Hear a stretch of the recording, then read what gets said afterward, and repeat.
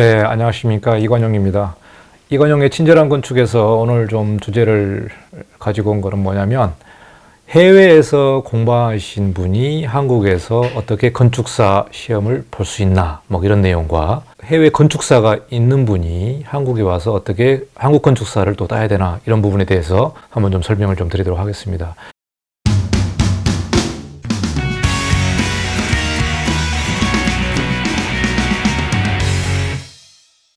해외에서 건축사를 딴 경우, 예를 들어서 뭐 미국 건축사나 영국 건축사나 뭐 프랑스 건축사가 있는 분들은 한국에 들어와서 만약에 사무실을 오픈하겠다. 그러면은 현행 한국의 건축사법에 의하면 한국의 건축사 면허 있는 건축사와 동업을 하게끔 되어 있습니다. 동시에 동업을 하게끔 되어 있고요.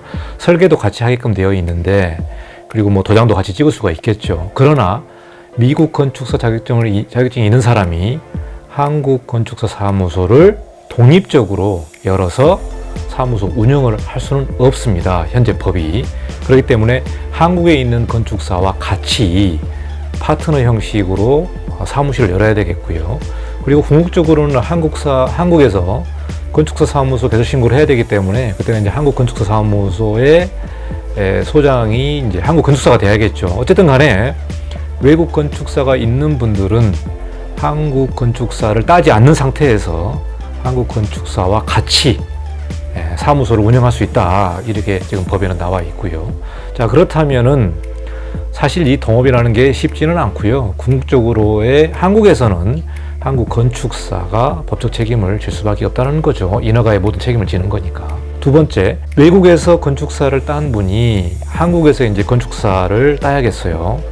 그래서 아무래도 이제 사무소를 오픈하고 실질적인 건축 인허가와 책임을 져야 되기 때문에 한국 건축사 시험을 이제 볼 수밖에 없죠. 그러면은 한국 건축사 시험은 세 과목이 있습니다. 과목수로는 이제 세분화되면은 더 많습니다만 1교시, 2교시, 3교시 이렇게 돼 있죠. 그래서 1교시는 대지계획, 2교시는 평면 설계, 3교시는 이제 단면과 구조 설계가 돼 있는데, 외국 건축사가 있는 분은 1교시 대지 계획은 면제됩니다. 그래서 2교시와 3교시 시험만 볼 수가 있고요.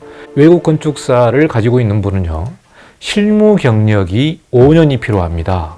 실무 경력이 5년이 필요해요. 그래서 응시 자격에 외국에서 건축사 면허를 받거나 자격을 취득한 자로서 건축사법에 따른 건축사의 자격과 같은 자격이 있다고 국토교통부 장관이 인정함으로써 통틀어 5년 이상 건축에 관한 실무 경력이 있는 사람이다. 그러니까 실무 경력이 5년 이상이 있는 사람은 바로 건축사 시험을 볼 수가 있습니다.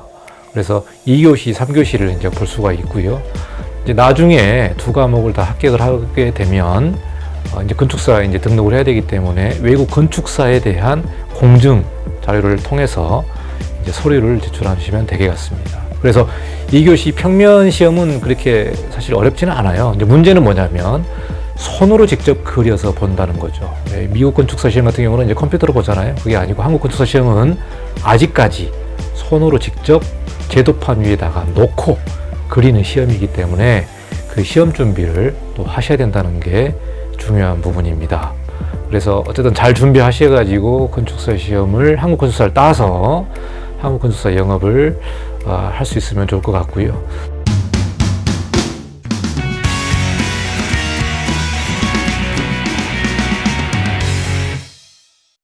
자, 두 번째 이슈는 뭐냐면 외국 대학교를 졸업한 사람입니다. 외국 대학에서 건축학과를 졸업한 사람이에요. 그래서 2018년도 건축사 시험 합격 통계 자료를 보니까요, 총 752명이 합격을 했는데 외국 대학교 출신이 26명입니다. 그래서 3.5%의 비율을 가지고 있는데요. 말 그대로 한국에서 건축대학을 졸업하는 게 아니고 외국에서 건축 학위를 가지고 있는 사람이 한국에 와서 한국 건축사 시험을 보겠다, 이 부분이죠. 즉 외국 건축사 자격증이 있는 경우는 좀 별도의 경우입니다. 그러니까 외국에서 학부를 졸업하고 또 만약에 한국에서 비인증 대학을 나오고 유학을 외국으로 가가지고 그 인증 프로그램에 맞추어서 학위를 받은 분, 이런 분들이죠. 그래서 그분들이 한국에 들어와서 한국의 건축사 시험을 보려면 일단 자격이 되는지를 봐야 될 거 아닙니까? 자격이 되는지를 봐야 되기 때문에 이 부분은 한국건축학교육인증원에 자격심사를 한번 받아야 됩니다. 자격심사를 받아야 되기 때문에 외국 대학에서 공부한 각 과목에 대한 커리큘럼, 그 다음에 그 학업 계획서, 이런 내용들의 자료를 제출을 해서 심사를 받아야 돼요. 그리고 그러니까는 이제 보통 외국 대학으로는 140학점에서 160학점 정도 되죠. 160학점들을 받아야만 이제 건축 학위를 받게 되는데, 그 과목에 대한 커리큘럼을 영어로 제출해도 됩니다.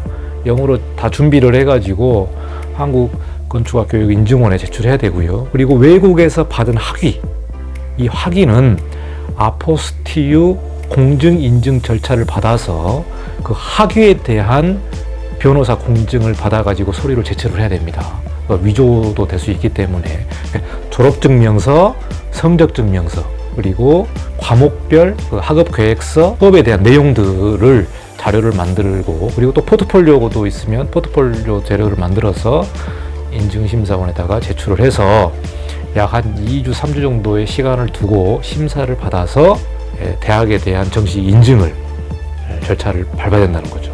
그리고 나서 자격이 되면 건축사 시험 접수가 이루어질 수가 있겠습니다. 즉 2019년에 건축사 AB 시험이 마지막이거든요. AB 시험이 마지막이기 때문에 그 외국에서 학위를 받은 학교가 한국에서 교육인증원에서 5년제 인증대학과 동일하게 인증을 해준다면 AB 시험을 면제받는 거죠.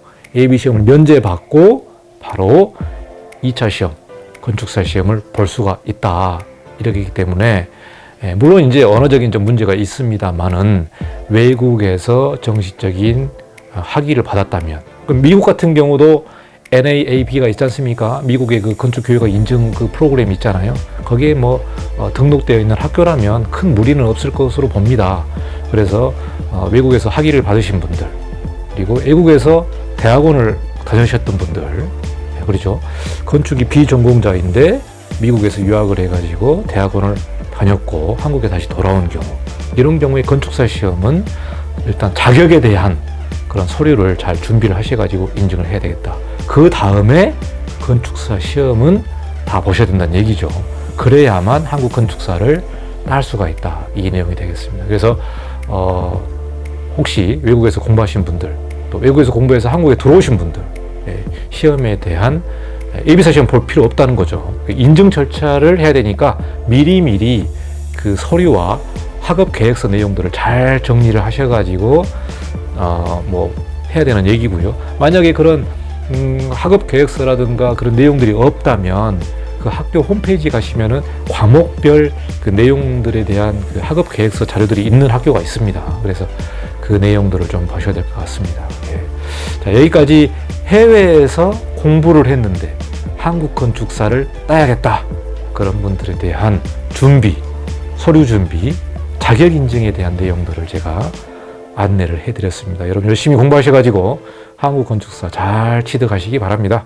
자, 그러면 다음 주제를 가지고 이관용의 친절한 건축에 대한 내용을 진행하겠습니다. 여러분이 궁금해 하시는 내용들은 제 이메일 주소로, 아래 나가는 이 이메일 주소로 보내주시면 제가 최대한 제가 알고 있는 경험과 지식을 통해서 여러분에게 전달하는 시간이 되면 좋을 것 같습니다. 자, 오늘 여기까지 마치고요.